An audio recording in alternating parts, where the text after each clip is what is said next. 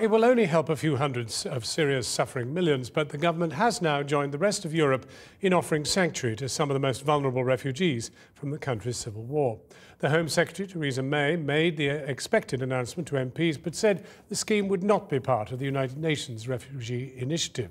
Her plan was immediately dismissed as political posturing by one Conservative MP, as Jane Death now reports. If you walk in the street, you don't feel peace. Maybe suddenly one car will bomb. Rabia and Harani Othman fled northern Syria after Harani was arrested and their sons held by police. Their flight from their own country to the Black Country near Birmingham was dangerous. They spent nights sleeping in the forest in Turkey. It was very hard. The moment when I leave my home, I can't forget that time. And when we come to Heathrow Airport, it was very hard. You were rich, you were in a very high class, and then you come here, you say to the police in the airport, I'm a refugee. Today, the government announced it will give some of the most at-risk Syrians sanctuary, having previously said such an offer would only have a token impact compared to aid on the ground. I can tell the House that the government will be launching a new programme to provide emergency sanctuary in the UK for displaced Syrians who are particularly vulnerable.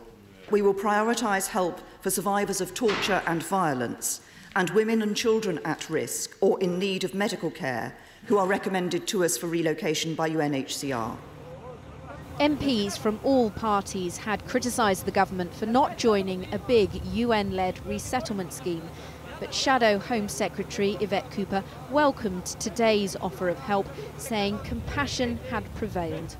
It is tribute to the support of members of all parties in this House, to the charities who have campaigned on it, and to the UN that the Home Secretary has bowed to the pressure before the Opposition Day debate this afternoon.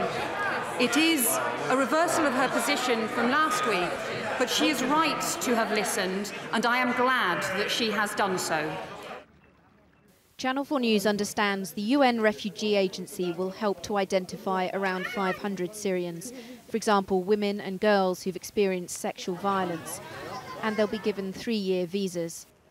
Harani and Rabia Othman say the UK is doing a good thing, but all Syrians need an end to the war. What about all Syrian people? For example, my mom, she's 84 years. She can't move.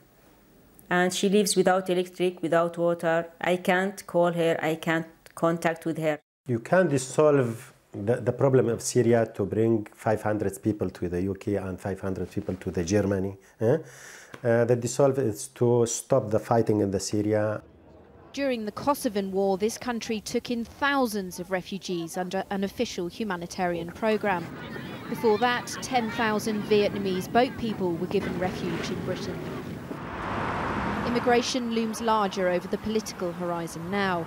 A recent poll found more people were against offering Syrians refuge here than for it.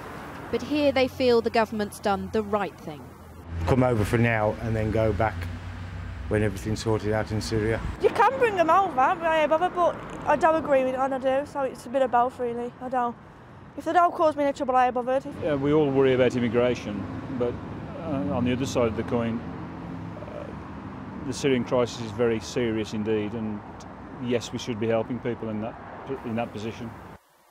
Harani and Rabia Othman say they're glad other Syrians will benefit from the generosity Britain's shown them. It's thought those in most urgent need of rescue will be here within weeks.